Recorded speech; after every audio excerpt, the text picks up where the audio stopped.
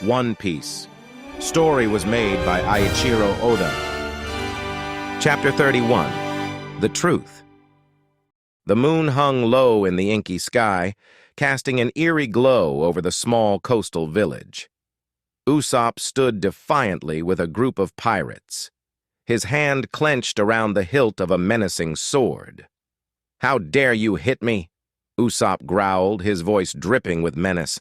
"Don't forget, in my veins is the blood of a pirate. You underestimate me. I'm going to kill you all," he declared. Desperation filled the air as he grabbed Kaya's hand, her face twisted in protest. "Usopp, don't do this!" she cried out.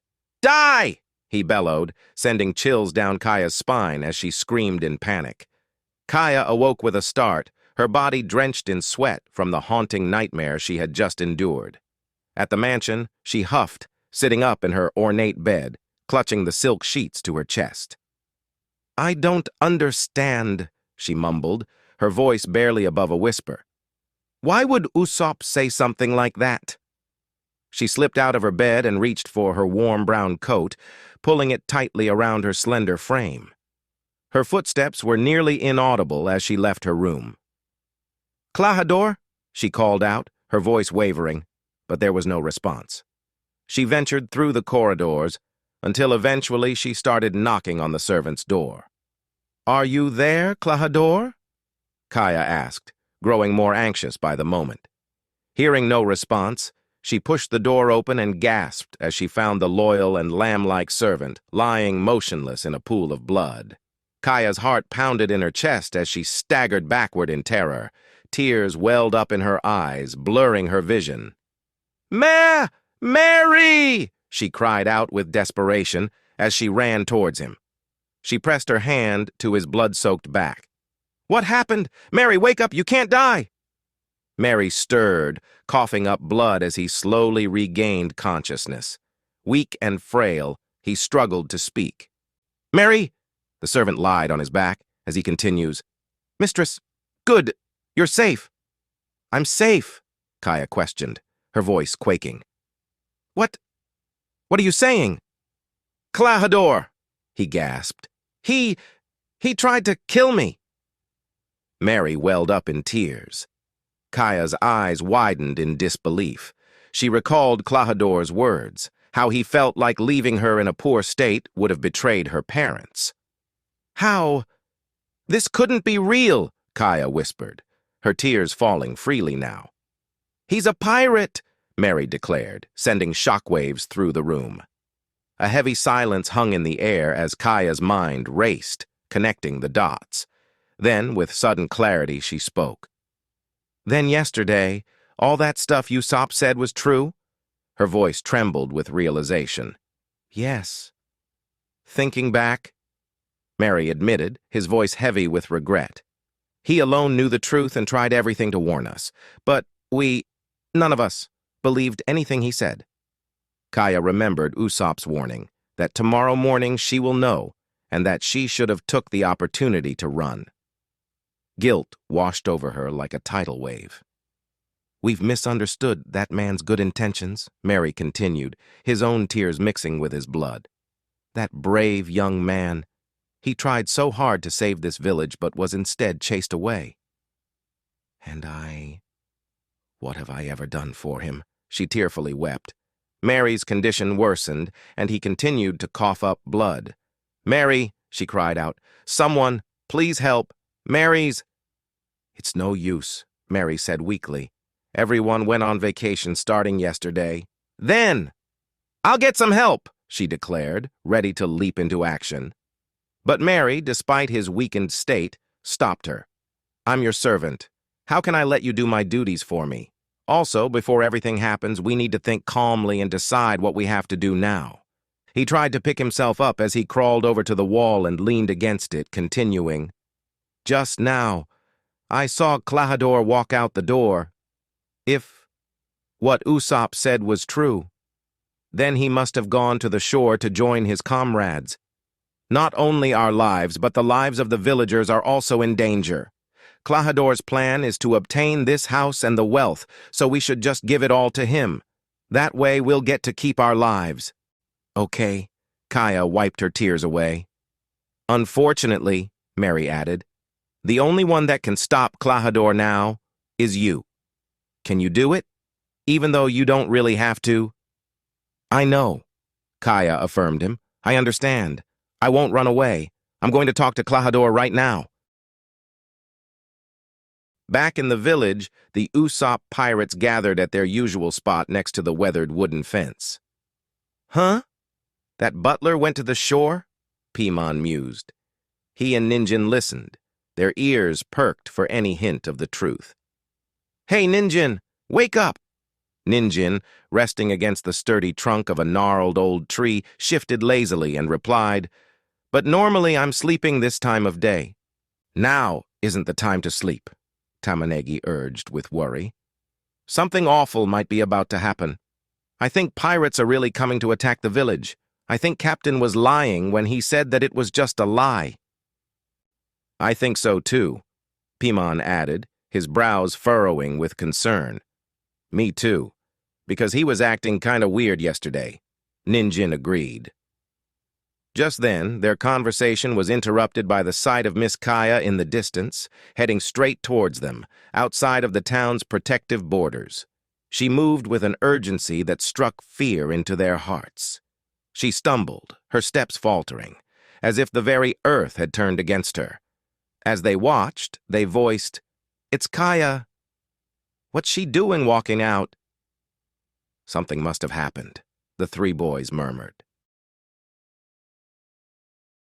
Back at the coast, Zoro stood ready as Luffy slept under the wooden figurehead with the defeated grunts gathered around him. What's going to come out now? Zoro questioned, his sharp eyes scanning the horizon. One of the defeated henchmen, battered and bruised, let out a raspy laugh. You'll all be killed!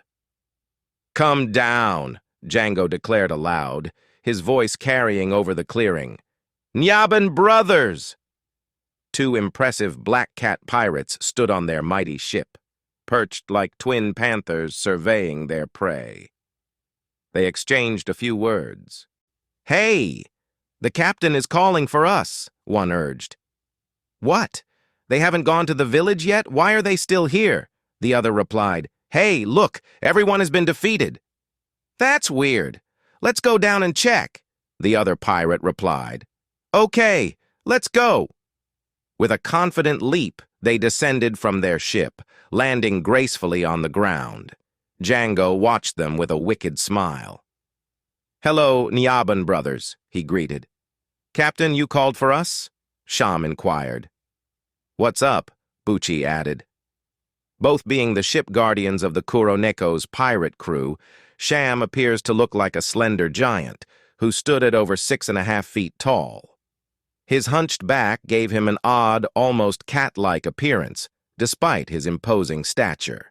His emerald green hair cascaded in wild curls that framed his face, with two distinct sections hanging down in a way that resembled cat whiskers. His distinctive cat ears protruded from the top of his head. He wore his signature attire, a sleek black vest with a jaunty yellow bow tie, and green shorts. Dark brown gloves perched were on his hands, as the tips of his fingers had sharp claws on them, while Bucci, on the other hand, was a rotund figure with sharp teeth, adding his cat-like ears on top of him. Clad in a costume reminiscent of a black-and-white feline, his chest was completely exposed as we wore a striped, much like a mischievous cat's tail, while a bright yellow sash wound around his ample waist. On his back, he sported a cape with alternating light and dark purple stripes, the fluffy brim giving him an air of regal absurdity. A single shoulder pad on his left arm and a pair of white gloves, each fingertip graced with a claw. Nami, Usopp, and Zoro watched in awe as the Nyaban brothers gracefully descended. What are they? Nami pondered aloud. Wow, jumping from so high. They're like cats, Usopp watched with admiration. Bucci, Sham, we couldn't pass through this slope because those guys are blocking our way. Now go and destroy them, Django ordered. But the Nyaban brothers seemed reluctant. What? How can we... Bucci, we can't beat them. Sham hesitated. Yeah, those guys look really strong, Bucci concurred. What's going on? Aren't they good? Usopp wondered. I don't know, Zoro added. They both seem scared, she sighed. Sham and Bucci shrugged with a mixture of fear and reluctance. We're just the ship's watchmen. Yeah, we don't want to participate in these kinds of battles, Bucci added. Sham, go now, Django demanded with a shout. Huh? Why me? Sham panicked. Go, Django pressed.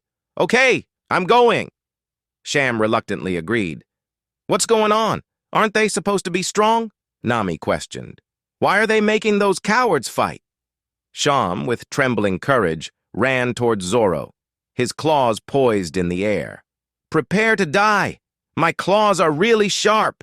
Zoro gripped his katanas tightly. What can you do to me with those claws? If you don't stop now, I'll attack you.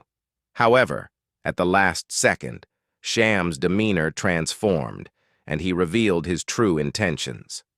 Just you? You can't kill me. What? Zoro exclaimed as their weapons clashed in a dramatic standoff. You must be thinking that I'm just a coward? I was just pretending to be a coward. If I didn't, then you wouldn't have left your guard down, Sham remarked as he gracefully stepped back from the assault. So he was just acting scared? Usopp commented in awe. Suddenly, Nami noticed something amiss. Zoro, your katanas? Huh? Zoro looked down, searching for his beloved swords, but to his shock, they had disappeared. Where did they go? In the next moment, Zoro saw Sham standing proudly, two of his precious katanas attached to his back. You look like you might have a few skills, but you underestimate me, Sham of the Niaban brothers, he smirked. What? Are you missing something? I don't know where they went. There it is, Django remarked with a grin. Cat burglar, Bucci added. That bastard stole my katanas, Zoro thought to himself, his anger burning hotter than ever before.